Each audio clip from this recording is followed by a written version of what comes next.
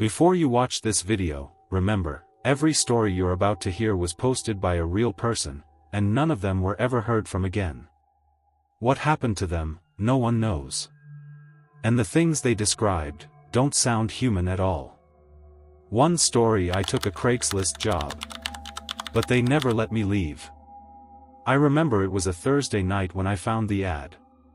I had been scrolling through Craigslist for almost an hour, just looking for anything that paid quickly.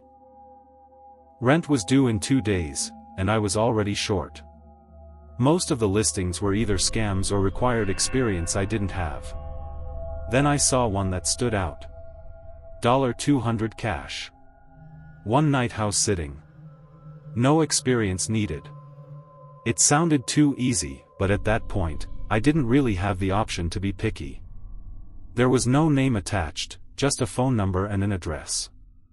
I texted them, expecting to wait a while for a reply, but I got one almost instantly. Be there at 9 p.m. Don't be late. That was it. No details, no questions asked. Something about it felt off, but I ignored it. I needed the money more than I needed to feel comfortable. The house was about 20 minutes outside the city. As I drove closer, the streetlights started disappearing one by one until it was just darkness and my headlights. When I finally reached the address, I almost thought I had the wrong place. The house looked abandoned. No lights. No cars. Just an old 2-story building sitting in silence. I sat in my car for a minute, debating whether to leave. But then I checked the time. 8:58 p.m. I stepped out and walked up to the front door. Before I could even knock, it slowly creaked open on its own. That should have been enough for me to leave. But I didn't. Inside, the air felt heavy. Not cold exactly, just still. Like no one had been there for a long time. There was a small table near the entrance, and on it was an envelope with my name written on it. That's when I felt the first real wave of unease. I opened it. Inside was $200 in cash, and a piece of paper. It had 3 rules written in messy handwriting. Stay inside the house. Do not open any locked doors. If you hear knocking, ignore it. I remember staring at that last line for a few seconds longer than the others. Knocking from where? I looked around again, half expecting someone to be watching me, but the house was completely silent. For the first hour, nothing happened. I sat on an old couch, scrolling through my phone, trying to distract myself. I kept telling myself I was overthinking it. Then, a little after midnight, I heard it. 3 slow knocks. Not from the front door. From upstairs. I froze. At first, I thought it might just be the house settling or something, but then it happened again. Knock, knock, knock. This time, it was clearer. Deliberate. I stood up without even realizing it and stared at the staircase. Every instinct in my body was telling me not to go up there, but at the same time, I couldn't just sit there pretending it wasn't happening. I turned on my phone flashlight and slowly made my way upstairs. There were 3 doors at the end of the hallway. 2 of them were slightly open, but the third one was completely shut. Locked. And that's where the knocking was coming from. I took a step closer, and the knocking stopped. The silence that followed was worse than the sound. Then I heard something else. A voice. Soft, almost like a whisper. Hello. I felt my stomach drop. There was no way someone was in there. The rules, the empty house, none of it made sense anymore. I stepped back, and that's when the door handle moved. Slowly.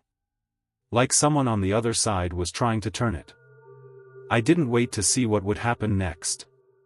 I ran downstairs, nearly slipping on the last step, and rushed to the front door. I grabbed the handle and pulled. It didn't open. I tried again, harder this time. Still nothing. That's when I realized something that made my chest tighten instantly. The door was locked. From the outside. My mind started racing. I looked around for another way out, but before I could move, I heard something behind me. Footsteps. Not upstairs. Downstairs. Inside the house.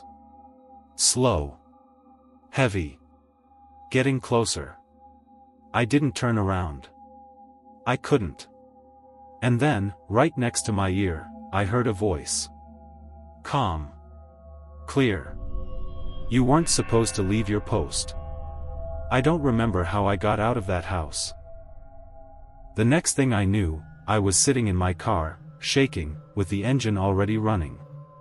When I checked Craigslist the next day, the listing was gone. Like it was never there. And I still don't understand one thing. If the door was locked from the outside, then who was inside the house with me? 2-story the Craigslist babysitter who was watching more than the baby. I still remember the night I took that babysitting job like it just happened yesterday.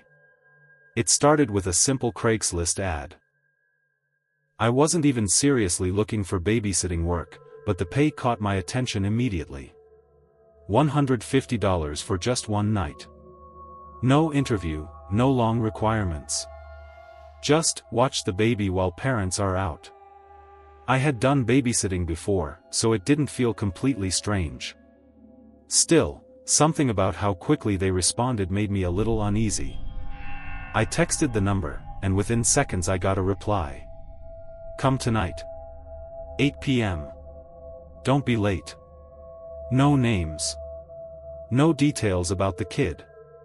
Just an address. I almost didn't go.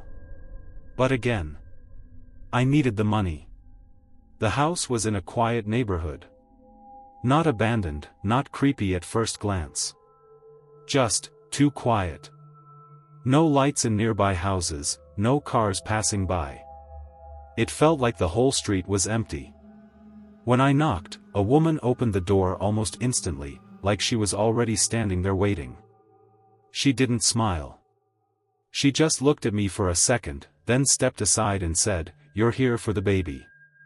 Her voice was flat. No emotion at all. Inside, the house looked normal, but something felt off. It was too clean. Like no one actually lived there. The baby was upstairs in a crib. Maybe around 1 year old. Just staring at the ceiling, completely still. "Don't go into the basement," the woman said suddenly. I wasn't even thinking about the basement until she said that. Then the man, who I assumed was her husband, added something else. "And don't turn off the camera." I looked around. There was a small security camera set up in the corner of the living room, pointed directly at the couch. I asked, "Why?" He just said, "We like to keep an eye on things." That answer didn't sit right with me, but before I could ask anything else, they were already leaving. The door shut behind them, and I heard the lock click. For the first hour, everything was normal. The baby didn't cry. Didn't move much either. I kept checking on him, just to make sure he was okay. But every time I walked into the room, I had this strange feeling, like I was being watched. Not by the camera. By something else. Around 10 p.m., I went downstairs and sat on the couch. I noticed the camera light blinking slowly. It made me uncomfortable, but I tried to ignore it. Then my phone buzzed. A message from the same number. "Stay in the living room." I froze. They didn't mention anything about that before. I typed back, "I was just checking on the baby." No response. That's when I heard a noise upstairs. Not crying. Not movement. It sounded like whispering. Very faint, but definitely there. I stood up slowly and looked toward the stairs. My heart was already beating faster. I told myself it was just my imagination. But then I heard it again. This time clearer. Like someone was talking, softly. I grabbed my phone and went upstairs. The baby was still in the crib. But now, he wasn't staring at the ceiling anymore. He was staring at the corner of the room. And smiling. Not a normal smile. It looked wrong. I turned my flashlight toward that corner. There was nothing there. But the whispering stopped the moment I did. I backed away slowly and went downstairs again, trying to calm myself down. That's when I noticed something on the camera screen. I don't know why I looked at it, but I did. And what I saw made my stomach drop. The camera wasn't just recording the living room. It was recording me. But not in real time. There was a delay. A few seconds. And in those few seconds, something was different. In the screen, I saw myself sitting on the couch. But behind me, there was someone standing. Tall. Dark.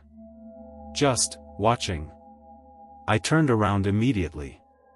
There was no one there. My hand started shaking. I looked back at the screen again. This time, the figure was gone. I didn't wait any longer. I grabbed my bag and rushed to the front door. But just like before, it didn't open. Locked. From the outside, my chest felt tight. I couldn't breathe properly. Then I heard footsteps. Not from upstairs. From the basement. Slow, dragging footsteps. And then something hit the basement door. Hard. Once. Twice. Then silence. My phone buzzed again. Another message. You're not watching the baby. I didn't reply. I just stood there, frozen. Then the last message came. He's watching you. I swear I felt something behind me in that exact moment. I don't remember unlocking the door. I don't remember running. But somehow, I made it outside. The next morning, I checked the ad again. It was gone. No messages. No number. Nothing. And I still can't forget the way that baby was smiling. At something that wasn't there. 3-story. I found a hidden room in a Craigslist apartment. I wasn't even planning to move that month. I was just browsing Craigslist out of habit, looking at cheap apartments, saving a few listings for later. That's when I saw it. A 1-bedroom apartment at almost half the usual rent. The pictures looked normal. Clean walls, wooden floors, decent lighting. It felt like one of those rare lucky finds. I messaged the owner, expecting it to be gone already, but he replied within minutes. Still available. You can check it today. That should have been a good sign, but something about how fast everything was moving felt a little off. Still, I went. The building was older than I expected. Not abandoned, but definitely not well maintained either. The hallway smelled slightly damp, like the place hadn't been aired out properly in a long time. The landlord met me outside the apartment. He was quiet. Didn't really make eye contact. He unlocked the door and let me walk in first. The apartment looked exactly like the pictures. Nothing unusual at first. But the longer I stood there, the more I noticed how empty it felt. Not just physically, but in a way I can't really explain. Like the place had been left in a hurry. I walked through each room slowly. Kitchen, bathroom, bedroom. Everything seemed fine. Then I noticed something strange in the bedroom. One section of the wall looked slightly different. The paint didn't match perfectly. It was just a small difference, but enough to stand out if you were paying attention.